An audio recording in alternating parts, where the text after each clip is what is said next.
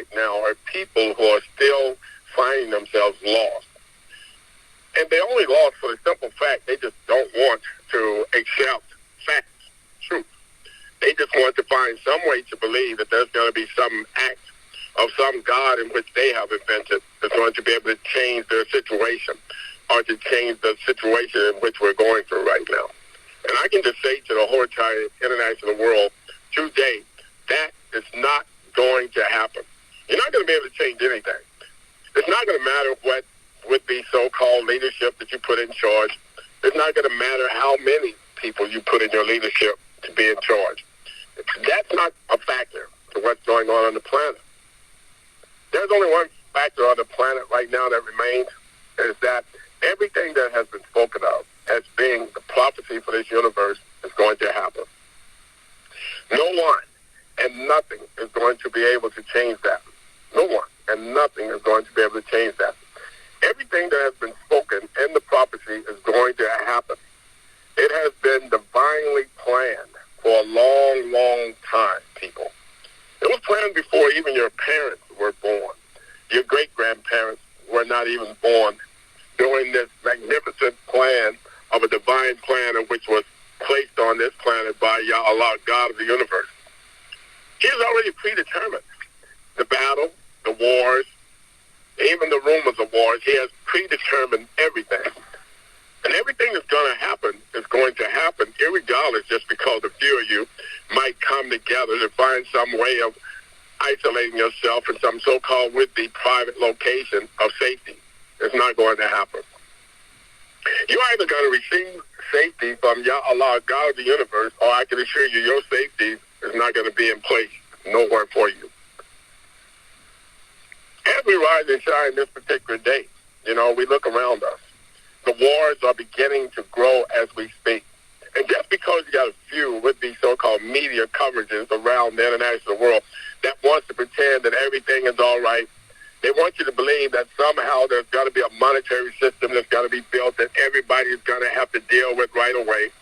They want you to believe that the wars that you're going through right now are only going to affect a few people. They also want you to believe that climate change is going to become so great until it's going to destroy the world before man does. That's not going to happen. Man will come to a point that he will himself destroy 1/3 of the earth. The fire will destroy 1/3 of the earth. The waters will destroy 1/3 of the earth. The shaking of the ground, earthquakes, hurricanes, volcanoes, the shaking of the ground will destroy 1/3 of the earth.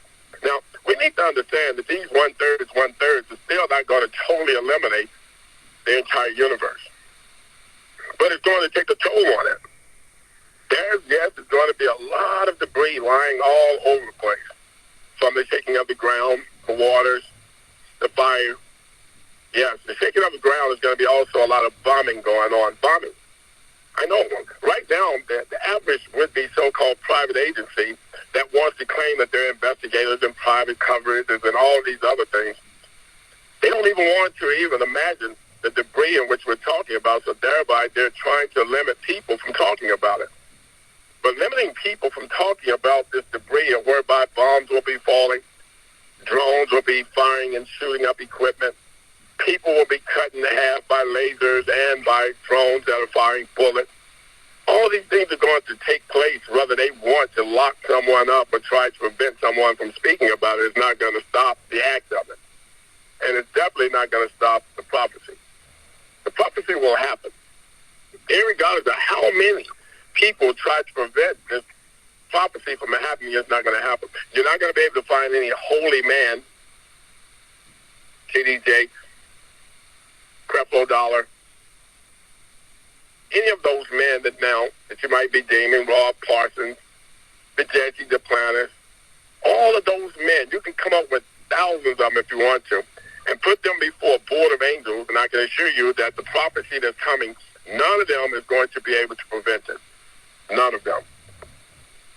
They all will contest to this, and if any of them come to a point of denying it or trying to refute it, they will realize that all they will be doing is destroying themselves, because they will be doing nothing more than blaspheming.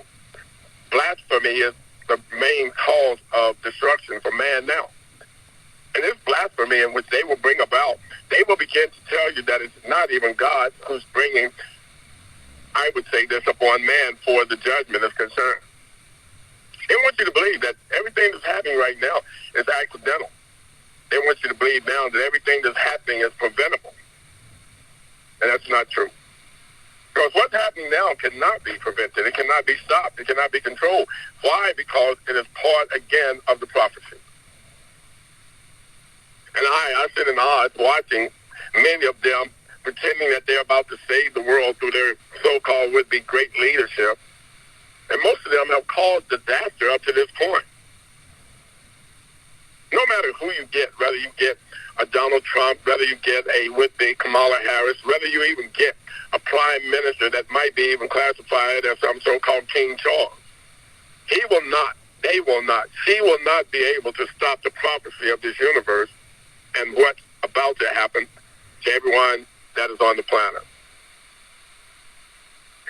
United Nations, this is the World Global Network, Reset, Restoration Network.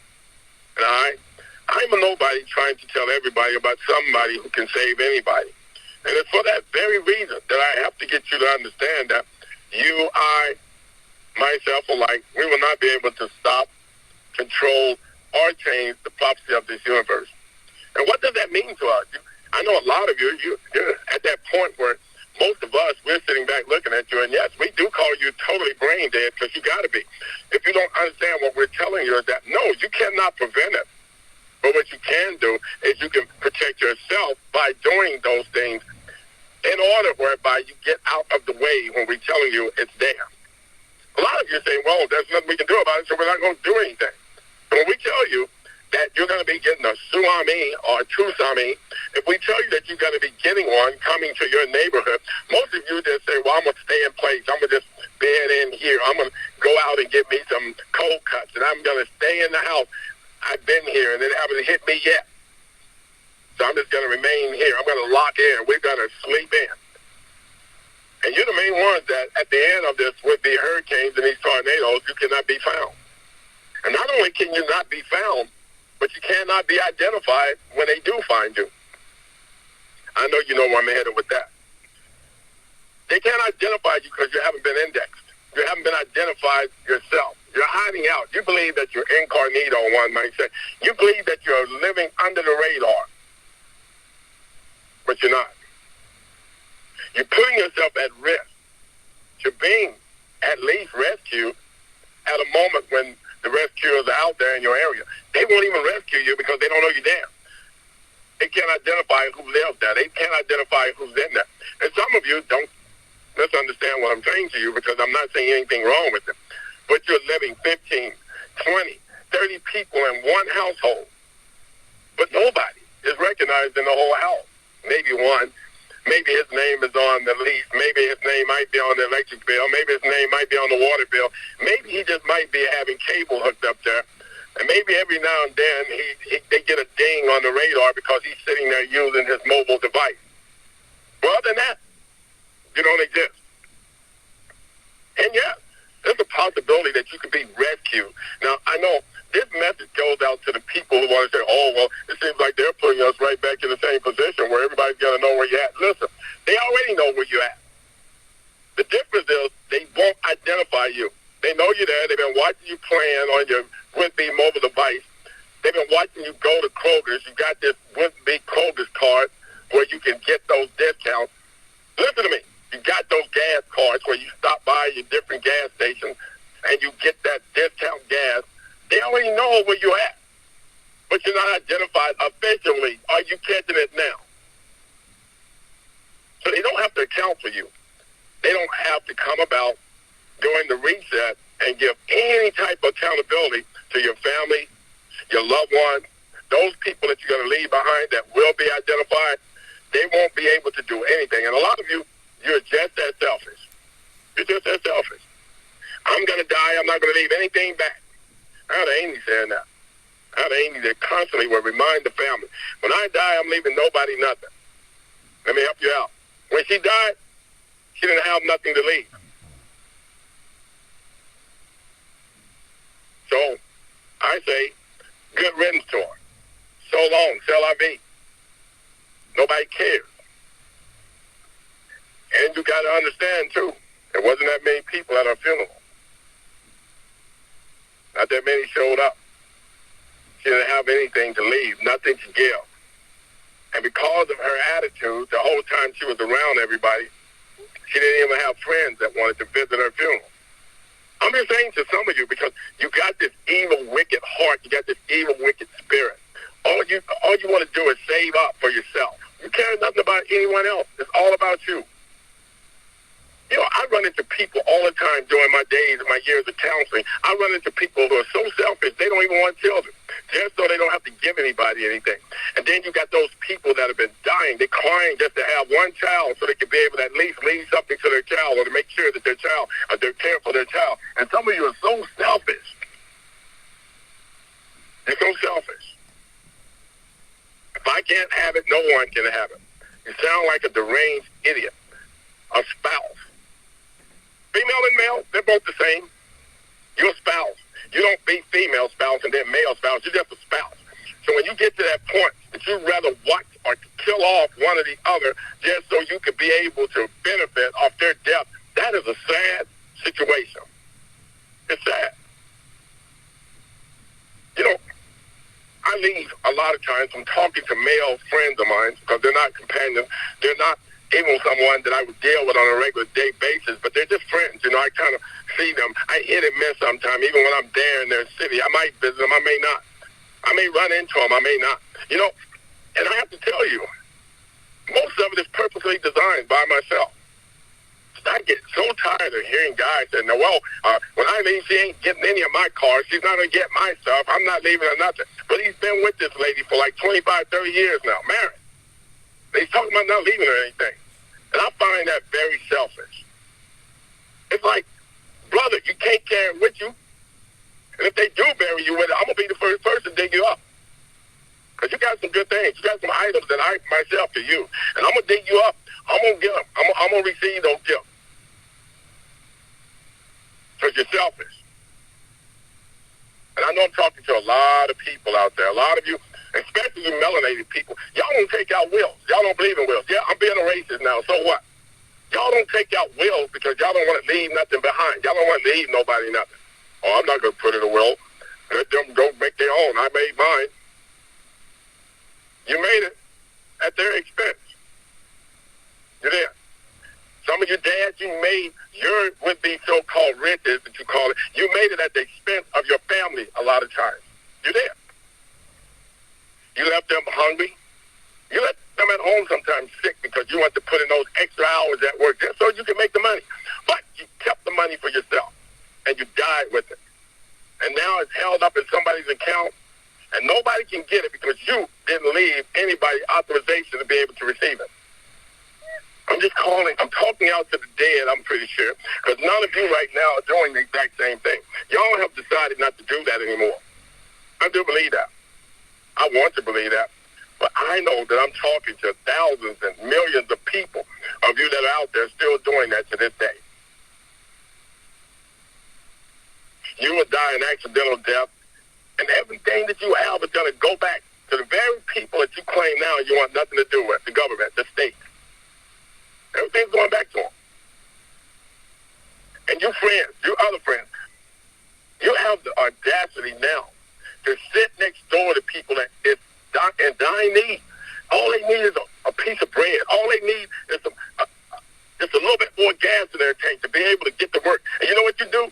You're saving your money for people that don't care nothing about you. They know nothing about you, don't care nothing about you. And you're going to will your money to people that you don't even truly know. You're going to give your riches to people you don't even know. You don't know what they're going to use it for. Half of the people you're going to leave it for that you think you know, they're going to build a gold urinal, and they're going to place it on the top of your grave, and that's where they're going to be depositing everything that they thought about you while you was alive. And you just think you're doing them a great favor because you're willing them something, and they don't even know you. They don't know you from Adam. They don't want to know you from Adam. I don't care, cousin, aunt, sister, brother, daddy, mom. You're willing some of those people things that they don't care nothing about you. when you can be giving it to someone right now who loves you, cares about you, take care of you. They'll come see you when you're sick. They'll feed you when you're hungry. They'll help you walk when you're feeling real weak. But you don't care anything about them people because you're saving it up for people that cares nothing about you. And again, I say, you melanated people, black folks, yes, I'm being racist right now. But you don't believe in will. You don't believe in leaving stuff behind to people that are left back behind you. You don't believe in helping that daughter or that son or that mother or that father who has been struggling right along with you. And now that you finally got $5 more in your account, you won't even leave that for them.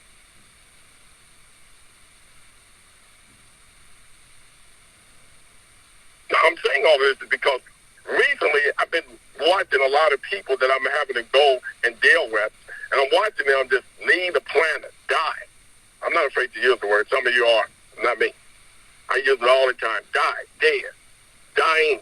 I use those words all the time because it says, as sure as the man's born, he's going to die. So I'm not afraid to use those words.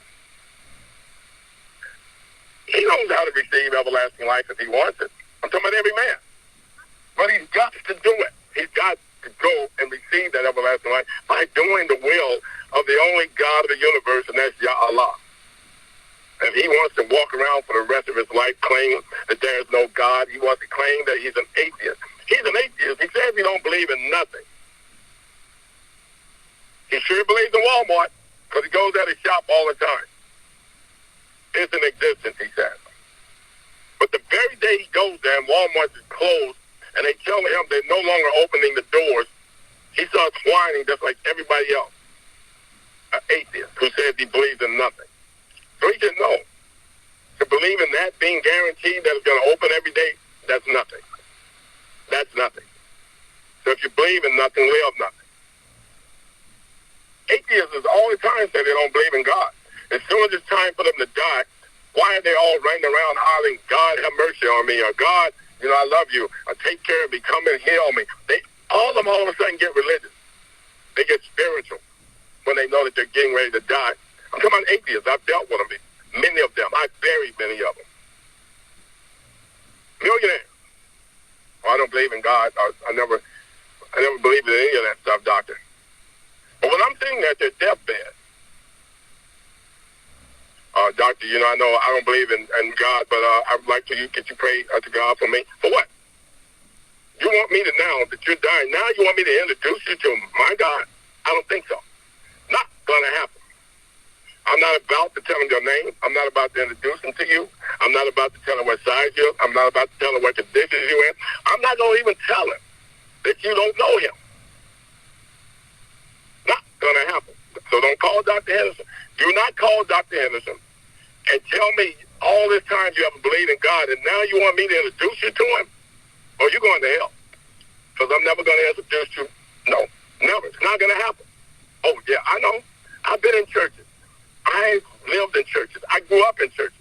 I remember what the pastor used to tell me. I remember when I first became a pastor myself. They always say, well, if all you got to do is just have him call upon his name, and he who should call upon his name shall be saved. I'm not telling them his name. I'm not going to do it.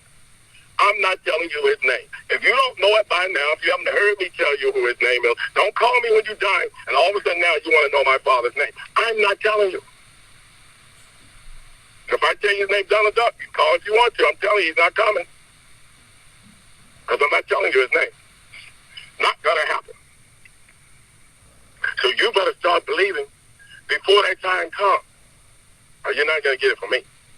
Or my advice, don't call Dr. Henderson. Not if you're planning on getting into heaven at the last minute. Because he's not the one to call. Because it says, he who should call upon the name of the Lord shall be saved. And Dr. Henderson is not going to tell you his name. Nope. Not at the last minute. Not going to happen.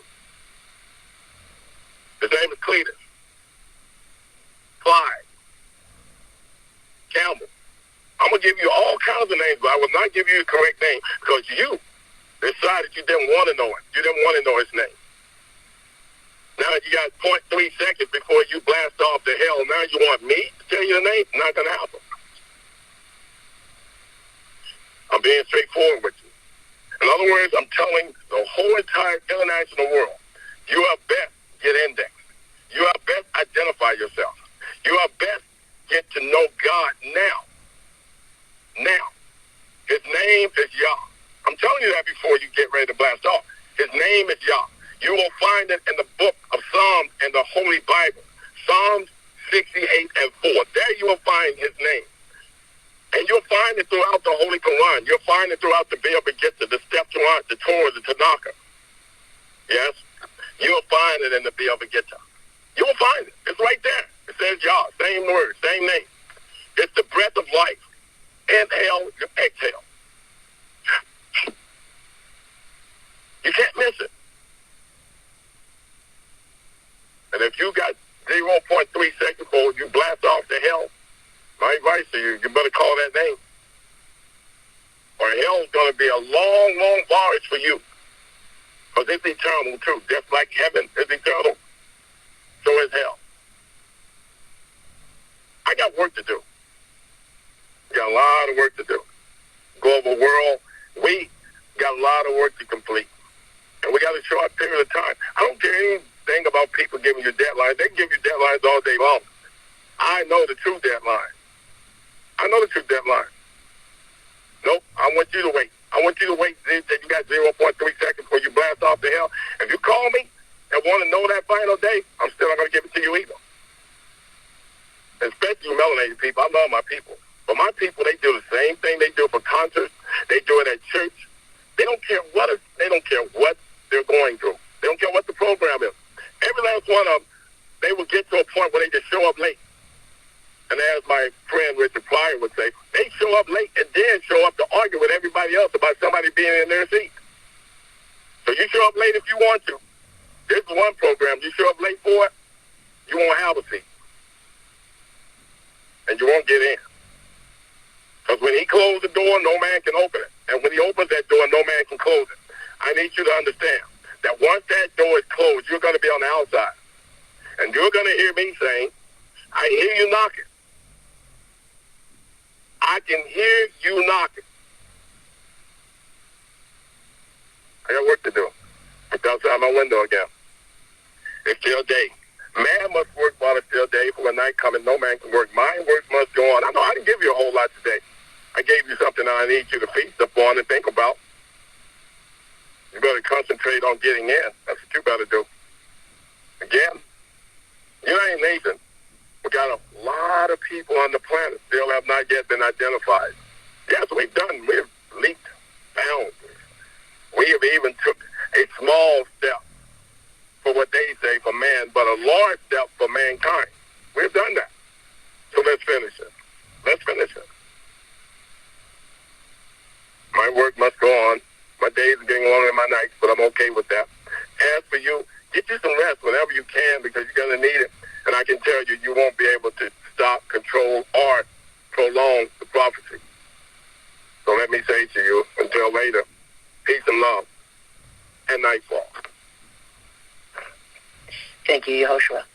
And thank you, family, for joining us.